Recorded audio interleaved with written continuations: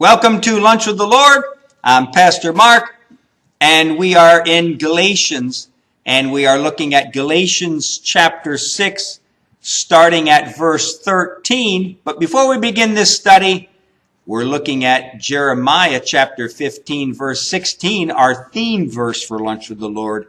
Thy words were found, and I did eat them, and thy word was unto me the joy and the rejoicing of my heart. Now, as we saw last lesson in verse 12 of Galatians chapter 6 here, let me read that. And he says here, as many as desire to make a fair show in the flesh, they constrain you to be circumcised, only lest they should not suffer persecution for the cross of Christ. We saw that the Judaizers were constraining these Gentile believers to become law-abiding citizens, and that means Mosaic law-abiding citizens. And the reason was because they did not themselves want to become Christians, and they did not want to suffer persecution from the Jewish community. So they constrained them to be circumcised so that they would not suffer any kind of persecution from the Jewish community. Now we start in verse 13. It says, for neither they themselves who are circumcised keep the law, but desire to have you circumcised, that they may glory in your flesh. And he says here, for neither they themselves who are circumcised keep the law. Well, of course not, because it's not humanly possible for any human being to keep the whole law from the moment you were conceived in the womb until the day you die. It's not possible.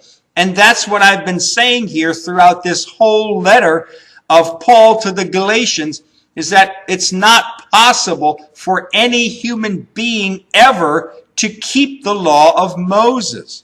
It's not possible. And that's not the reason why God gave the law in the first place. If we go back to Galatians chapter 3, verse 24, says, what was the purpose of the law? Wherefore, the law was our schoolmaster to bring us unto Christ, that we might be justified by faith. And that's what Paul is trying to say. God never gave the law to Moses so that man could keep it. He already knew in eternity past that no human being could ever keep the law. He already knew it. Well, you say, well, then why did he give it? He didn't give it to man so that man would keep it. He gave it to man two reasons. Number one, to show how holy he is. And number two, to drive us to the cross, to show how sinful we are. It was to show how holy God is and how sinful we are. And that the purpose of the law was our schoolmaster to drive us to the cross to beg for mercy. So that when we see the holiness of God, it causes us to cry out for mercy. Say, God, I can't do this. I can't do this. And I can't attain a righteousness with you by keeping the law. It's not possible. And God says, I know it's not possible. So I'm going to come to this earth, and I'm going to keep the law, and I'm going to die on the cross, and then I'm going to take that law and nail it to the cross and be done with it. And now, if you want to receive my righteousness, you need to come to that cross by faith and receive grace. And that's how we become righteous before God, is by receiving grace and humbling ourselves to the cross. So he says here, for neither they themselves who are circumcised keep the law, but desire to have you circumcised, that they may glory in your flesh. The Judaizers wanted to hang up the Galatian believers who they convinced to follow the law on the wall. like a trophy. Like you see a deer trophy or a moose trophy on somebody's wall. They wanted to hang up the Judaizers as trophies on their walls. So the devout Jews would be impressed and they would pat them on the back and say, "Oh, what a good job you've done. Wow, that was amazing. You mean you convinced those Gentiles to become, especially the Gentile people who were Christians. You mean you got them to believe in the law of Moses and start observing the law of Moses? Tremendous job. Great job, Judaizers." See, that's what they wanted. They wanted a pat on the back from the Jewish community. And they wanted to hang up these Galatian believers as trophies on their wall so that they could receive honor and glory from what they've done.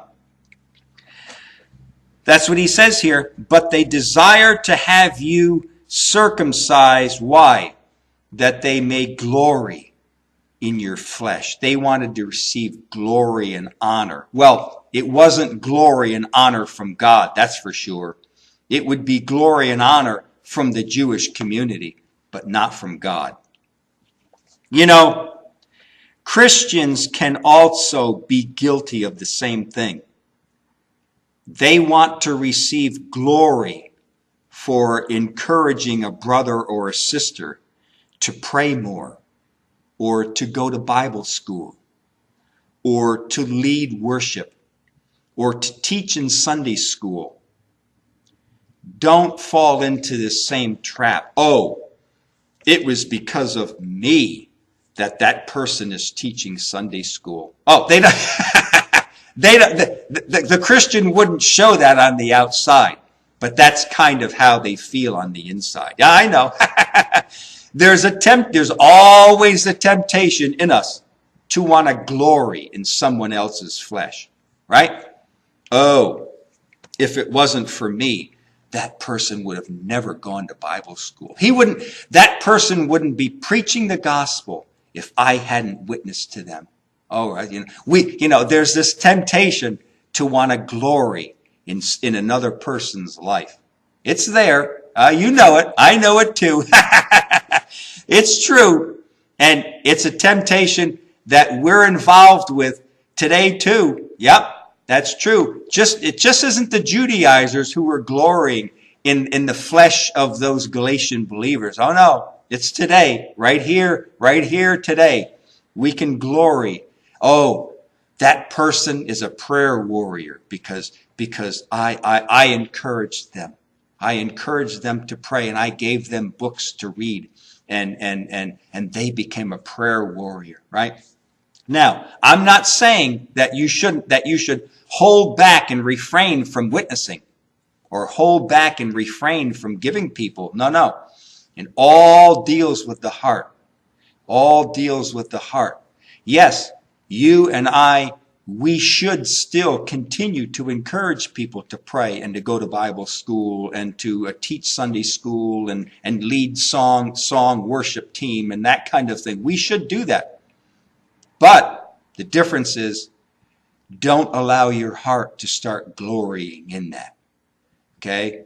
Don't allow God to use you to be a vessel to encourage someone, yes. But don't turn it around and start glorying in that. All right?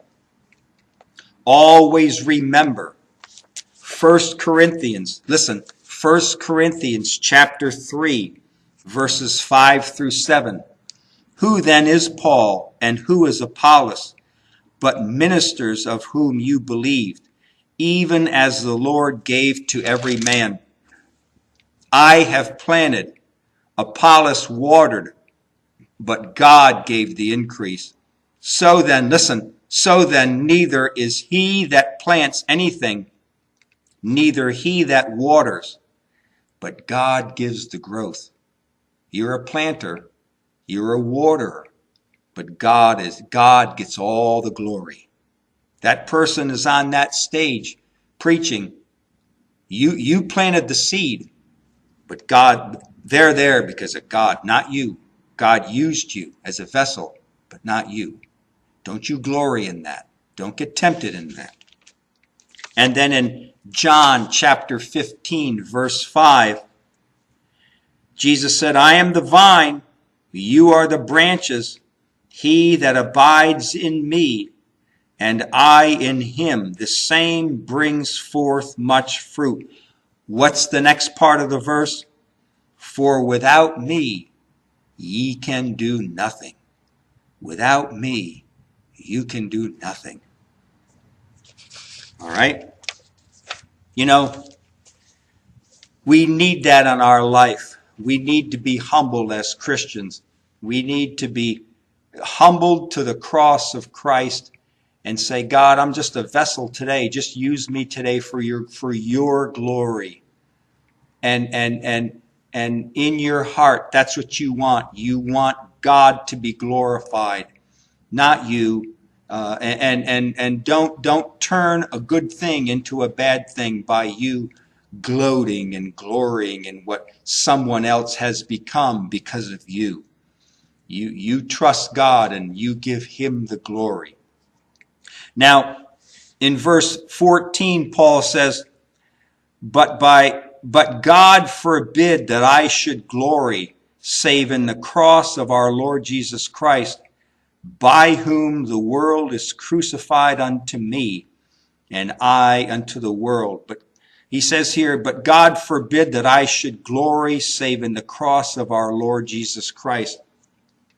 The Judaizers took glory from their efforts to turn many of the believing Gentiles in Galatia to seek God by means of the law of Moses. So the Judaizers gloried in the fact that they deceived these Galatian believers into seeking righteousness from God through the law of Moses. But Paul knew better than that. Paul would not glory in any of his human efforts or in any results of the effort that his efforts achieved. Paul said, I'm not going to glory in anything. I'm not going to glory in anything that I've done or anything that my efforts have achieved. That's all of God. God, I planted, Apollos watered. It was God that gave the growth. God built this church. God worked in that person's heart. Yes, he used me as a tool to speak some words to him or to live a life before them. And they were encouraged and they were strengthened and they went on with God. But it's not me, it's God. God gets all the glory. You know, Paul's glory would be in one thing, and that's the cross. Paul said, I'm going to glory, not in my self-effort, not in the fact that God used me. If there's one thing I'm going to glory in, that's the cross. The cross is the culmination of all God's work to achieve salvation for mankind. You know, people glory in a lot of things. They glory in their work and their achievements at work. They glory in their possessions. Maybe they glory in their house, in a car, in clothes, in some kind of new appliance that they buy. Their children and how smart they are. Sometimes people glory in, well, I've got a smart child. He's going to go to Harvard. He's going to go to this university or that university. He's going to become something, and they glory in that. There are a lot of things in a person's life that they desire to receive glory from or to give glory to. But listen, but for a Christian, for you and I, our sole object of glory should be in one thing, and that's the cross. Why? Why should our glory be only in the cross of Christ? Why? Because nothing else matters. It really doesn't. Nothing else matters. So what? Listen, so what if you gain the whole world but lose your soul?